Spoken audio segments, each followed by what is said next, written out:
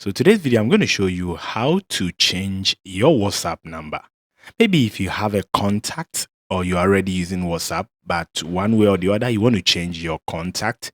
I'm going to show you how to do that. So if you have opened your WhatsApp, now just go to the three dots at the top right here.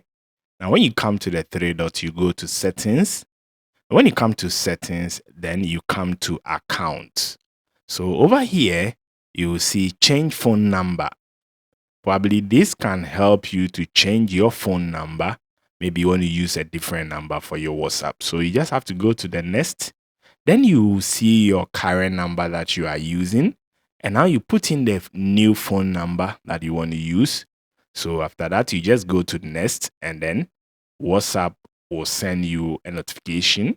And then you can proceed on to change your WhatsApp number. So that is how you can do to change your WhatsApp number.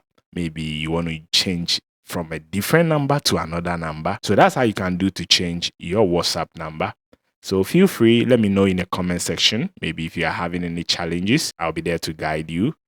Please don't forget to share this video and also give it a thumb up. Enjoy another video. Bye bye.